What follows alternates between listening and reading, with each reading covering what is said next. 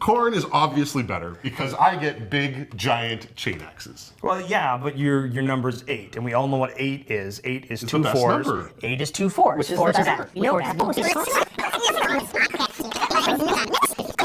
Oh, it's got to be Slanesh likes Chipotle. No.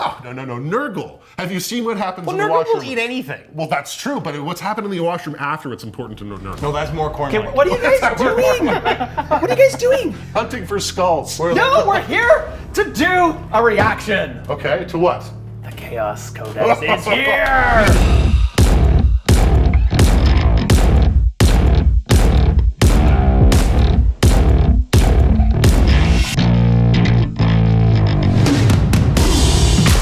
Welcome to another Codex reaction. We got it a little bit early. We're excited to go through it with you. These two gentlemen over here, the child of chaos himself, Tycho and back from the deep, The Librarian of Doom. Boom. we're here to talk about chaos, and namely all the beautiful chaosy goodness that I don't like chaos. They don't have ion be guns, nice, so Nick's be out. nice. This is a thing of beauty. I've always found Grace, chaos wonder. icky. I've always found chaos gross and Yep. icky and evil, and Yep. I just can't do it. I can do it all. You guys have read through it a little bit now. You've studied it. You've chosen some things that you feel like some of your favorite stuff in there. But before we go too much further, initial impressions, because this is a reaction, what we call a reaction, not a review. We're not going to go through every single codex entry. We're not going to go through every single stratagem.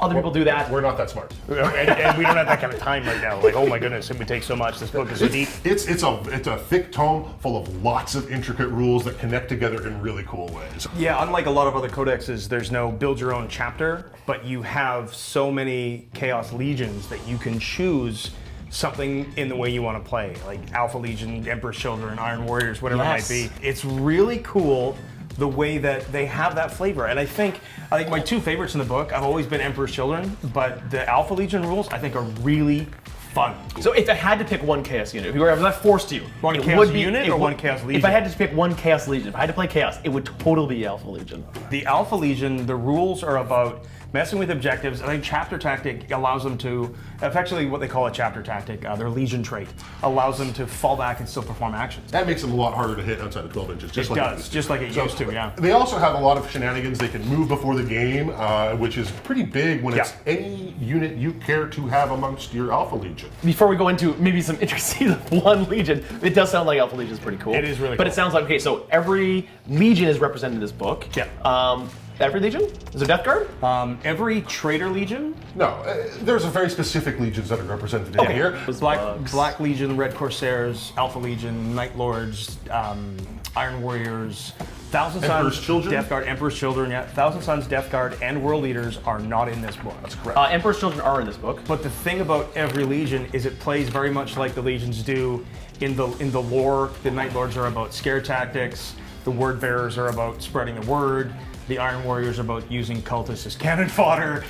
It's actually a stratagem called fodder. It's really cool. And shooting people in cover. Yeah, shooting people while you're in combat. That's one of the coolest. Oh, you can Which one's that actually- one? Anyone can now shoot into combat. Yeah. That's really cool. What? That's something brand new we've never seen Wait, before wait. in 40K. For chaos in general? Yeah. Yeah, specific units can target what have you, and if you roll a 1 to hit, then you have to resolve a hit against your own unit. Let's get back on topic. First initial impressions, thumbs up, thumbs down, fun, no fun. Yeah, Two thumbs. way fun. Yeah. Okay. Yeah. Awesome. Yeah, way up. Great. Some bunny ears. All right, so funny ears. as we were saying before, chaos is basically the evil, Not bad evil. guys of the universe, First off, there's no good guys in the Except 40K for the Tau. universe. It's all bad. except for the Tau. He is Alfarius. They have fallen to heresy. They've fallen to the chaos warp gods, and they have thrown their lot in with them, and they ritualistically sacrifice things. That sounds like evil things to me. Everyone ritualistically sacrifices things. The Tau do not. Really? You sacrifice your preachers on a regular basis. They sacrifice themselves for the greater good. They know what they're getting themselves into. You know what? This sounds a lot like propaganda to So me. basically, chaos is just Tau with different steps. Yeah. But there Laser cannons are still only 1d6. What happened there? no, they aren't. There's last cannons have specific profiles. There's a Soul Reaper Raz cannon that is a D6. Which is not a last cannon. It's a Soul Reaper. But there's last very cannon. few actual normal las cannons in it. Most of them are Soul Actually, Reaper. all of them are normal last cannons except for on vehicles. Yeah, Yeah. They list it differently.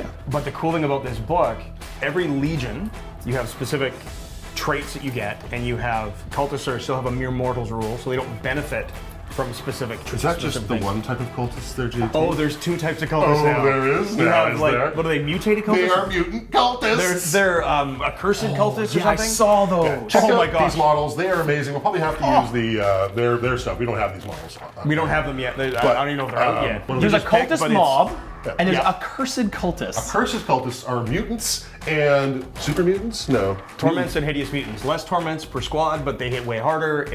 And they have 3 wounds apiece. And every command phase they can come back to 2d3 life. attacks. Yeah. Yeah, but and they there's a go back limit from on the them. dead. They just can go 'cause back they're from the dead. mutants. Oh, how about the new possessed? Oh, we're getting into specific units now. Yeah, you guys are going way too detailed, way too fast. We gotta talk high We're a level little first. excited It's a about little this chaotic. Who knew? It's a little chaotic. Okay, this is what's gonna happen here, I think, is that this armor reaction is gonna be the epitome. Epitome. Tycho is Alfarius now. Nick's not Alfarius anymore. This is gonna be the epitome of chaos, is we have these two gentlemen here that are so excited that they can't follow a script that we set out beforehand. There's a script? So, one of the key things with this book, Legion traits. He's just refusing. You have Legion traits. you have I'm Legion trying Legion to talk, you traits. guys. That's what I'm we're doing. trying to keep That's us what on I'm doing. topic. There are a bunch of legions. They all have unique traits. Some of them are cool. going into the rest of the Not abilities some of of the them. All Legion. of them are cool. All of them are cool. So you have Legion traits, which are, if you're familiar with any other faction, what have you, you have specific benefits to each one, just like you expect. You have Warlord malicious- traits and relics associated with them as well. And a secondary. And a secondary with each and every specific legion has one of those. And they're flavorful to the Legion themselves. They are. They are So such as actually Red cool. Corsairs, they get to advance charge. They also get to steal objectives from enemies. Yeah. So in addition to all the legions getting special rules, Chaos as a whole also has some army-wide special rules. One of the biggest one is Let the Galaxy Burn. Yeah, let the galaxy burn, malicious volleys, and then their wanton destruction, slaughter, and all that kind of Yes, if stuff. you're familiar with Space Marines, it's kind of like chapter tactics. The chapter tactics would be the Legion traits, Yep. and then your doctrines, your assault doctrine, Oh, right, tactical yeah. doctrine, that's like the slaughters. The flamer effect that they get for Let the Galaxy Burn is extra hits with flamer weapons for all +2 all for units that have it. Tau flamers. Yeah, so suddenly flamers are really good, and it's interesting because this book seems to really focus more on the close combat than it does on the shooting. There's some great shooting units, but There's some clay bow. they but you- kind of they want to get close with a lot of their stuff. The Obliterators were the go-to gold standard of shooting for Chaos Marines in the past. And I don't think they're going away. I think actually Obliterators have immense capabilities in this new book, especially if we manage to hold on to Armor of Contempt. Yes, it'll be very interesting to see how long Armor Contempt goes in, because it was kind of a stopgap measure for the current codexes. It doesn't need to change. Some of the data abilities or some of the Legion traits actually overlap. So Let the Galaxy Burn, all the stuff gets it. Everything with those keywords gets it. Part of that, you get in different rounds, phases of the game, you get different bonuses. So all of the wanton massacre, slaughter, and destruction give you exploding 6s on to hit, give more hits. Yeah, so what you used to know as Death to the False Emperor abilities, that would you roll a 6 to hit and it procs extra hits. Now you have Wanton Destruction in the first round. So heavy weapons, rapid fire weapons. Heavy rapid fire grenade weapons, 6 is equal to additional Sixes hit. are an and additional then you hit. can upgrade to the Wanted Massacre, which So gives you pistols and rapid fire Yeah, assault. round 2 and round 3 can be Massacre, and then round 4, 5 have to be Slaughter. So it's basically very similar to how the Space Marine doctrines work, but with chaosy flavor. Yeah, you don't get any extra AP or anything, but then there's stratagems specific to what wanted act you're committing, and it gets a little more complex from there. But One big difference though is there's overlap. For instance, like rapid fire weapons are both getting exploding in Wanton Destruction and in Wanton Massacre. So your rapid fire weapons are still getting your exploding 6s through possibly the first 3 rounds of the game. potentially, yeah. It doesn't double stack, but it does continue, so your rapid fire weapons are more effective, unlike Space Marines, who they don't really have that overlap. Yeah, no right? overlap. Well, I want each of you guys to tell me something that you are excited about from the changes. What is something that changed that you like? Something Possessed. possessed. Tell me about possessed. Possessed went up to 9 movement. That's huge. When your melee units can't get into melee, they aren't very effective. Shocker, that I know, but just a movement will really get them there fast. They've got 3 wounds apiece. They've got a 5-up invul, and they've got, I think, attacks oodles is the technical term. Oodles? Makes sense. I think Yeah, it's I'll go with straight oodles. 5, and you can I'll go with play oodles. it from Oodles there. sounds good. Yeah, no, I think that you're going to definitely see some people investing in some possessed to get across the map and start doing some damage in melee. 5 attacks. Oh, is that? Hey, They what's are- oodles? They are down to a max unit size of 10.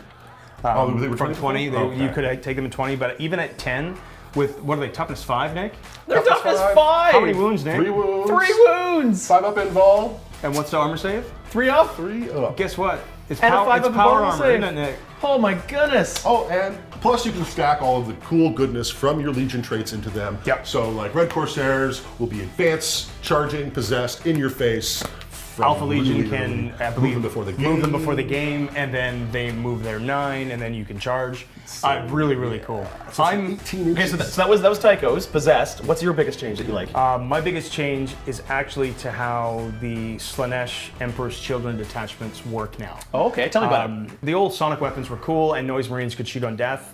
They can't do that anymore because it was honestly quite confusing. Can I shoot? Can I fight? It says I can shoot, but I'm in engagement range. Now it's if you fall back from a unit of Noise Marines, they get to shoot you. There's a stratagem that allows them to then shoot you when you fall back from them, which is pretty cool.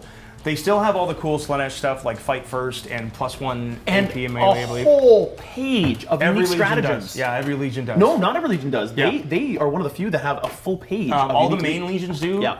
Creations of Bile and Red Corsairs don't. Yeah, that's true. Yeah. But what I really love about it is the change to Honor the Prince, which was one of my favorite strats that they used to have. It was a stratagem that allowed you, after making a charge roll, to count one of those dice as a 6 for 1 command point. It was really strong. You roll 2 dice, turn 1 into a 6, and it's now at 6 plus the 4, you make a 10. Well, now what Honor the Prince is before you make the charge, your charge roll is now 6 plus a d6. Yep. It's simple, it's easier, it feels less shenanigan-y. I feel like they've done that actually fairly well with recent codexes. Is they've done a lot of work to try to analyze those kind of like shenanigan-y places where people are going to be, well, the rules don't say it that way. Well, like the old warp time, before you could move, you could warp time, you could move again, and you could charge. You can't do that anymore. For all you people experience playing against the Chaos Space Marines, that was ubiquitous. You always saw warp time charging. It was kind of. Remember when Magnus could do it to Morty and Yep. they could warp time? Yeah. It got really silly. Endless Cacophony, which used to be the ability for a Slanesh unit to fight twice, is now a main stratagem. Yeah, and now it's Legionnaires only. The one. Yeah, they're the only one in the book that has Strategy. the Legionnaire keyword, so they may add models units later that have Legionnaire keyword. That stratagem can be used in the fight phase as well. Yeah. So your Legionnaires with Chaos Astartes chain swords will be able to be fighting twice. Cool. With 2 command points. And I think they're base 3 attacks. So the chainsword gives them 4, which is really cool and simpler. I have 3 attacks per model, plus a chainsword is 4. I throw 10 dudes into you, I'm hitting you 41 times. It's nuts. Well, and if they are marked with a Slanesh mark, they're getting a +1 to hit in hand And +1 to with hit their melee. icon. So- meaning they'll be hitting Oh, on yeah. 2s. That's the other thing, icons. Certain units can take icons, and they give you certain benefits depending on what you're allied with. So you have like Slanesh stuff can do specific things, and Nurgle can do stuff. My favorite is the Zinch where you can just ignore damage to their first failed armor save. That's pretty that's good. just the mark. That's just the mark. That's the right? icon. Is it the icon? I think so. I think it was you just can the mark, sti- but it's, so it's that- crazy good. So that was a hallmark of Chaos units in the past, is that you chose a Chaos unit and then you chose a mark of a certain specific god. god, yeah. Now That's that costs still- points. That costs points. Yeah. It's still in the game. Yep. Is it? You think it's pretty effective? Like I think it's powerful? on key units, yeah. It makes a lot of sense. And then certain stratagems are allowed to be used on a unit that has that mark. So you could it's have... vastly more restrictive now. It is. used to be that you could chaos mark anything, so you could have marked rhinos and obliterators and such. Now anymore. it's only core infantry. There's very limited on what you can mark. Possessed, for example, can be marked. I believe they're core infantry. They are. So they can take a mark of Nurgle to make them tougher, Zinch to ignore damage, Slanesh to be better in combat, Khorne to be better in combat. There's a whole bunch of different ways you can do it, and that's what I think kind of the magic in this is. If you have a unit of Possessed, you effectively have 5 units. One thing we've been noticing with a lot of the newer codexes is that you can argue about points and balance for other codexes, but in terms of internal balance within this codex, just as in a vacuum, just this codex by itself, does it feel internally balanced? Like, does it feel like there's only a few winners and a whole bunch of losers? Like often, No, I think everything, almost everything in the book is playable. I really do. I really mean, don't Land see- Raiders are Land Raiders, but Yeah, I'm about to say, if you sold that raider in there, he hasn't changed. They're still pretty expensive? He gets diabolic laser cannons or something. He gets like a Soul real, Reaper laser yeah, cannons? Soul Reaper yeah, laser so they do. cannons. They're D3+2 or something. Overall, I think the internal D6+2. balance is really good. A basic Chaos Legionnaire Marine is clocking in 18 points and is doesn't have a cool bolt gun, but is otherwise pretty similar to Primaris. Yeah, it doesn't get the Active. Primaris AP1. There's a bunch of ways that you can so start you can do to stuff. get them into the same area, but all of a sudden you're paying points for marks and icons and Yeah. et cetera, et cetera. I think one thing we have to say about points and is the low end. The low end's always really important as to how points work. So what's the cheapest model in this book is a Chaos Cultist at 5 points, which is a bargain, meaning that Horde might be bad. But you can't have more Chaos Cultist units than you have Tritoris Astartes units. Which only count for Chaos Astartes core infantry. Core infantry, yes. So that's, I think, down to Legionnaires and Possessed. And Chosen. Chosen are really cool. Oh, they're fun. Yeah. Oh yeah, Chosen are effectively, if you wanted to liken it to anything, they're the Primaris Marines of Chaos. They're really strong, they're really good in combat, they can fight very well. They're kind of your next step up. And the neat thing about this book is in each of your data sheets, there are upgrades like the Chaos, the Legionnaires can take the Baleful Tome. So you can have a Psyker in that unit if you wanted to, if you needed that for some reason. So you could have like a Venom Crawler next to it, and then they can be getting bonus to cast from the Venom Crawler and all sorts of neat stuff. Oh, Disco Lord is Disco Lord's changed too. Big change. Yeah, that's He lost huge. 3 wounds, which would normally be a big nerf, except now he's down to 9. He's a character, which means he's hideable. So that is actually a huge change Yeah. from how you had to use Disco Lords before, where they didn't have any time. They were getting targeted right out of the gate. If you're anyone. And they're bracketing. Not anymore. So now they can actually be a little bit cagey and hide with their units and pop out Yep. when they want to fight, as opposed to being forced to just run. And it has the pell-mell. Demon Engine keyword, which does. is at the start of the army list. Demon Engines have 5 up invulns and recover 1 wound per turn. So Tycho, as our resident Chaos player, Yeah.